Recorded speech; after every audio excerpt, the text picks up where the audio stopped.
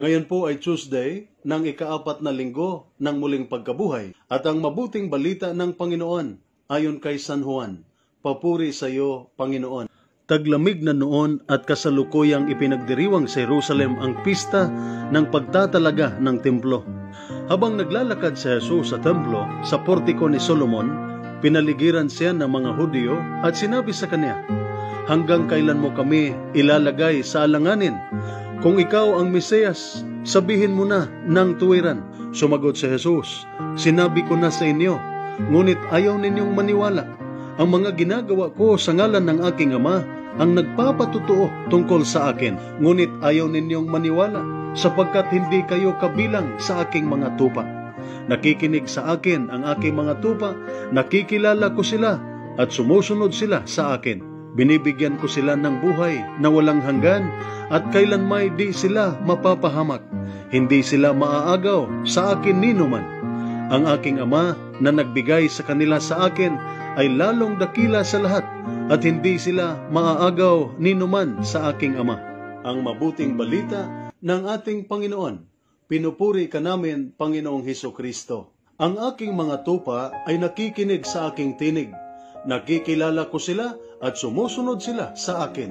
Ang pinakaunang hakbang ng ating pagsunod kay Kristo ay ang pakikinig ng Kanyang mga salita.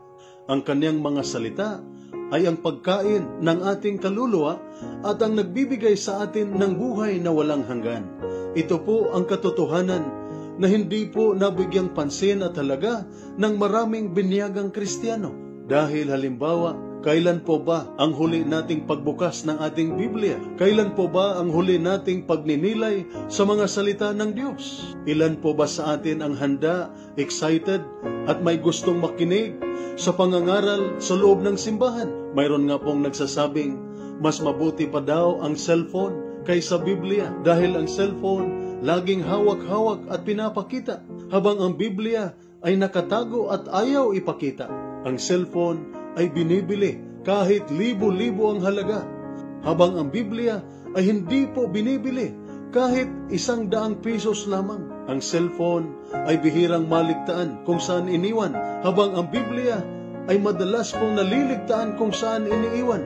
Ang cellphone lagi pong tinitingnan kung mayroong nag-text at binabasa kung mayroong message, habang ang Biblia ay hindi po tinitingnan at binabasa, kaya hindi po makikita ang message.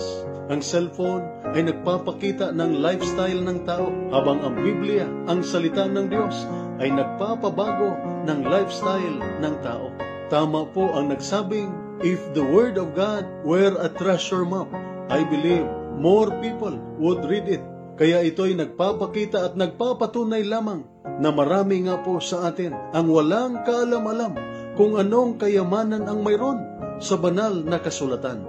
Ito po ang salita ng Diyos, ang ating gabay. Let us pray. Lord God, Almighty Father, Creator of mankind and Author of peace, those who take refuge in you will be glad and forever will shout for joy. Protect our soldiers as they discharge their duties. Protect them with the shield of your strength and keep them safe from all evil and harm. Grant them courage and hope. May they ever experience your firm support, gentle love, and compassionate healing. Be their constant companion and their refuge in every adversity. Be their power and protector, leading them from darkness to light. May the power of your love enable them to return home in safety, that with all those who love and care for them, they may ever rejoice and praise you for your loving care. We ask this through Christ our Lord. Amen. Mary, Queen of Peace, pray for us. Saint Michael the Archangel, pray for us. Saint Ignatius of Loyola, pray for us. At sumainyo at sa inyong pamilya ang pagpapala na makapangyarihang Diyos, Ama, Anak, at Espiritu Santo. Amen.